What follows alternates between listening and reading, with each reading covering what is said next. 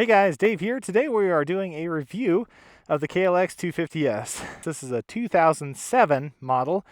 Got rid of the fender, cleaned things up a bit. It's a little lighter than the stock. This one weighs about 285 pounds the way it is. We have our Tusk Adventures on the back, our Tusk D Sport Adventure tires, front and rear. They're working really well.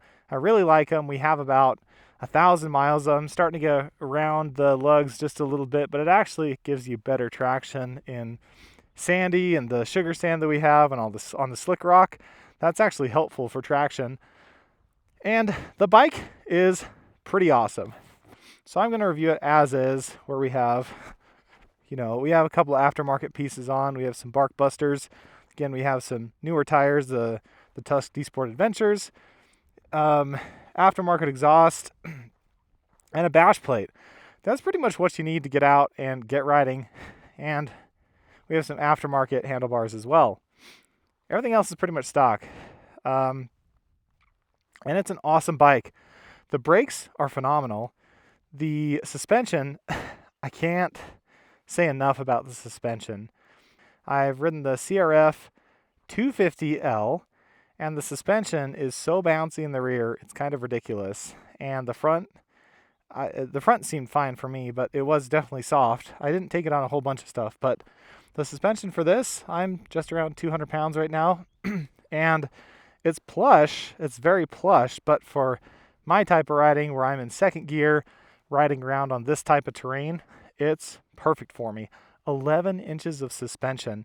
They actually reduced the suspension travel on the newer iterations of the bike, and it seems like they got a little less dirt worthy as you go to the newer bikes. But this bike as is such an amazing machine.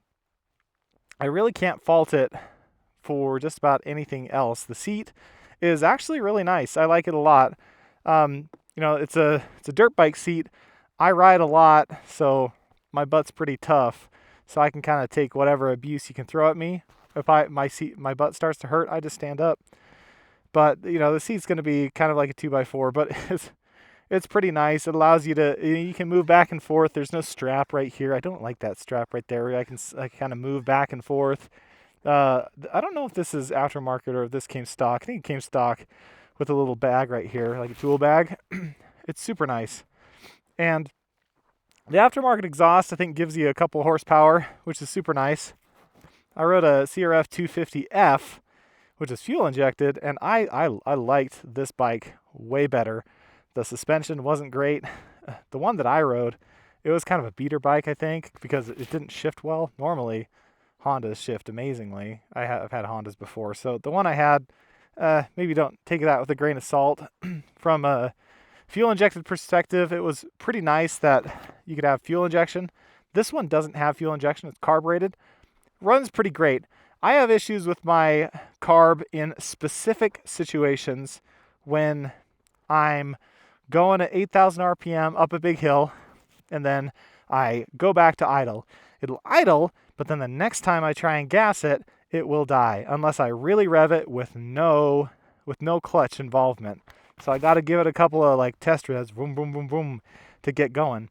And I don't know if that's an altitude thing, because we're probably at 5,000, maybe 5,500 feet above sea level right now. We're normally sitting around 2,600, and that's kind of where we start. So there's a big altitude change. I haven't really noticed a difference in power too much. It's a slowing down a little bit in terms of power, but that's carbureted things do carbureted things.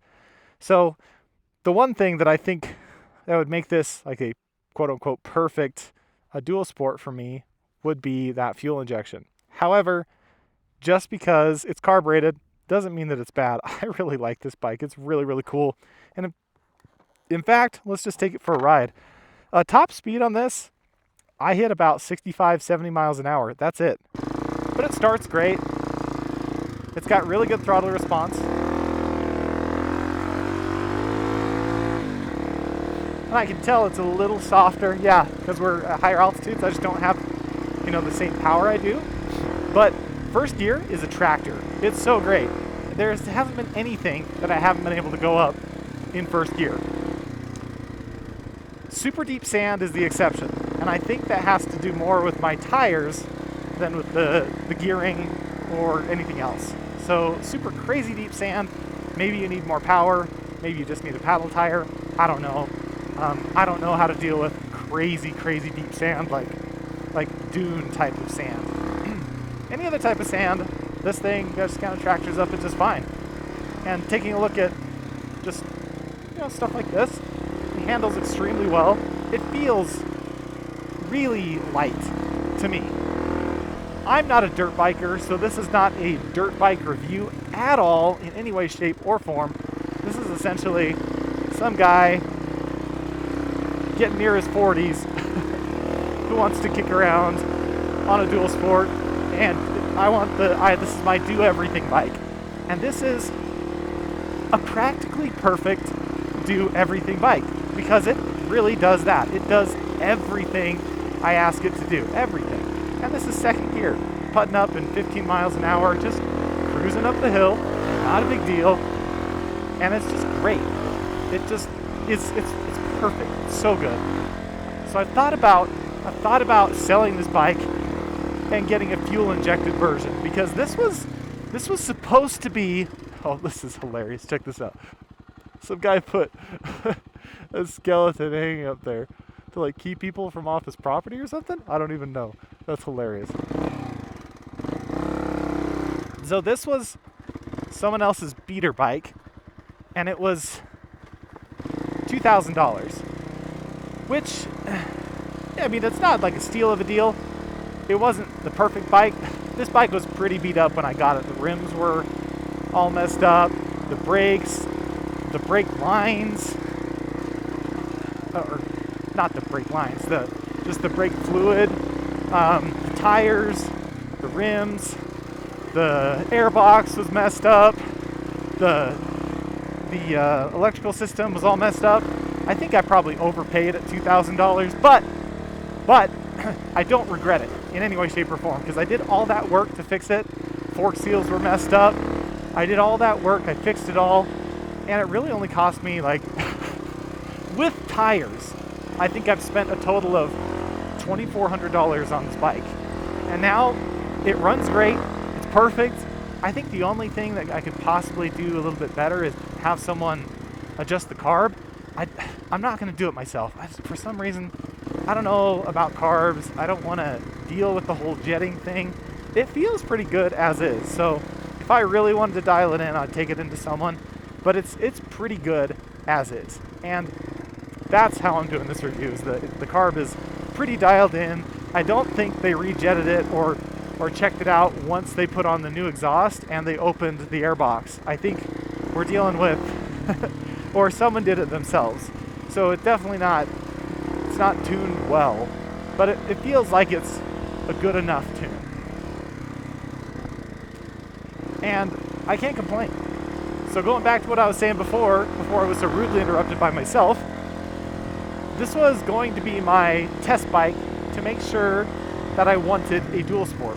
Like, do I want a dual sport? Let's get a cheap one, let's fix it up, and let's see if I actually want to spend $5,000, $6,000 and get one that's fuel injected, get one that has everything I want. But the funny thing is this thing is everything I want. Aside from every once in a while, the carburetor being a little weird, and that's something you get used to. So if I go up a steep hill, I just need to remember to go before I go. And that's not hard. It's actually kind of fun. It's kind of fun to get to the top, be like, oh no, I gotta rev it because I gotta do this to get going, you know. There's a reason for it. It's not just me wanting to rev my bike. I guess what I'm saying is this used to be a bike that I was going to sell to get the bike that I really wanted. Turns out this bike is the bike that I really wanted. I like the older style bikes. I like that there's absolutely, this is dead simple. This is no electronics in terms of from a carburetor perspective. I think it's pretty sweet. This is a great bike just to have and just to mess with. It's awesome. It's such a cool bike. And that's my review. This is the coolest bike I've ever had, and it's my favorite. And everyone should get one because it's amazing. If I did it again, if I didn't have this one, I'd probably get a fuel injected one because then you just don't have the hassle of the car. But am I going to sell this to get one that's fuel injected? No, because this is 99% of what I want. And this was the right price. So if I did it again, would I get a brand new one? I don't know. One of the coolest things about this is that it didn't feel like a new bike to me. It felt like an old, beat-up bike that I could literally do anything with. And I could take it anywhere. I could run over, whatever. There was nothing I could do to break this bike. So that gave me confidence to do stuff that I would never do, I think, on a brand new bike. So there you go. There you go. That's what I think about this bike. I think it's absolutely amazing.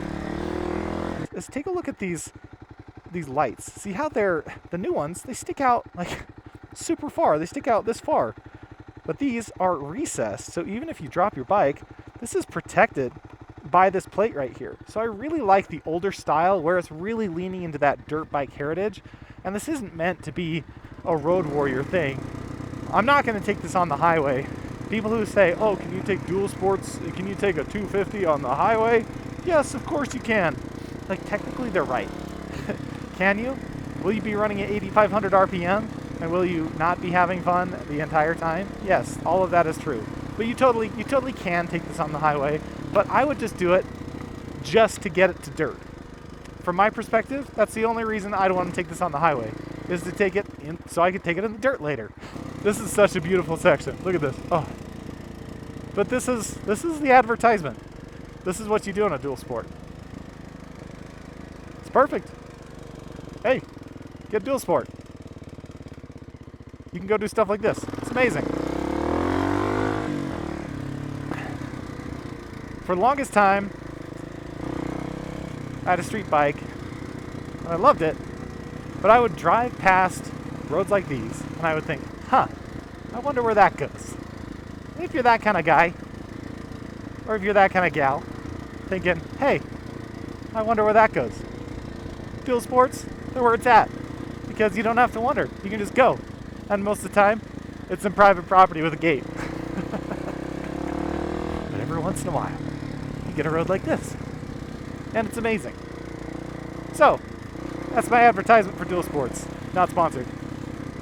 So for a long time, I thought, hey, I'm going to get an electric bike, and I'm going to sell this bike.